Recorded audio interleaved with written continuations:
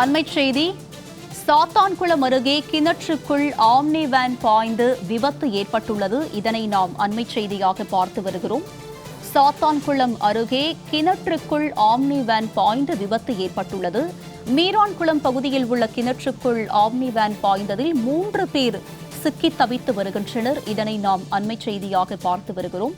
கிணற்றுக்குள் omni van பாய்ந்து ஏற்பட்ட விபத்தில் 3 பேர் சிக்கி தவித்து வருகின்றனர். கிணற்றில் இருந்த 2 பேர் மீட்கப்பட்டுள்ள நிலையில் 3 பேரை மீட்கும் பணி தீவிரமடைந்திருக்கிறது. கிணற்றில் இருந்து 2 பேர் மீட்கப்பட்டுள்ளனர். கிணற்றுக்குள் ஆம்னி வேன் பாய்ந்து விபத்து ஏற்பட்டதில் அந்த பகுதியில் ஒரு பரபரப்பான சூழல் ஏற்பட்டிருக்கிறது.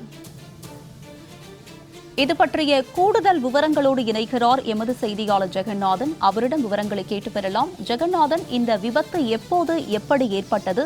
இது பற்றிய விவரம். வணக்கம் அம்மா. தூத்துக்குடி மாவட்டம் சாத்தான்குளம் அருகே உள்ள மீரான்குளம் பகுதியில் கிணற்றுக்குள் ஆம்னி வேன் பாய்ந்து விபத்துக்குள்ளானது. இதனால் இதில் 3 பேர் கிணற்றுக்குள் மூழ்கிய நிலையில் 2 பேர் காப்பாற்றப்பட்டுள்ளனர். அதாவது சாத்தான்குளம் அருகே உள்ள மீரான்குளம் பகுதியில் சாலையோரமாக இருந்த அந்த கிணற்று பகுதியில் இன்று மாலை வேளையில் சாத்தான்குளம் அருகே உள்ள வெள்ளாரவாய் பகுதியில் சுப நிகழ்ச்சிக்காக ஒரு குடும்பத்தோடு வந்திருக்காங்க. அந்த குடும்பத்தோடு வரும்போது இந்த மாலை 5 மணி அளவில் சாத்தான்குளம் அருகே உள்ள அந்த மீரான்குளம் பகுதியில் சாலையோரம் இருந்த அந்த கிணற்றுக்குள் எதிர்பாராத விதமாக அந்த ஆம்னி வேன் பாய்ந்துள்ளது. இது 2 பேர் அந்த ஆம்னி வேன்ல அந்த கிணற்றுக்குள்ளிருந்து நீந்தி வெளியே வந்துள்ளனர். மற்ற 3 பேர் இன்னும் கிணற்றுக்குள் சிக்கியிருப்பதாக தகவல் வெளியாகியுள்ளது.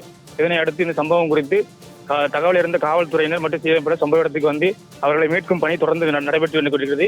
அது மட்டும் இல்லாமல் அந்த பகுதியில் ஏராளமான மக்கள் அந்த சம்பவத்தை பார்ப்பதற்கு நின்று கொண்டிருக்கிறார்கள். அந்த குடும்பத்தினர் கதறி அழுது கொண்டிருக்கிறார்.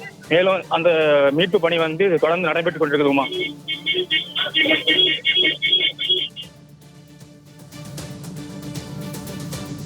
விபத்து குறித்தான விவரங்களை பதிவு செய்தமைக்கு நன்றி ஜெகநாத்.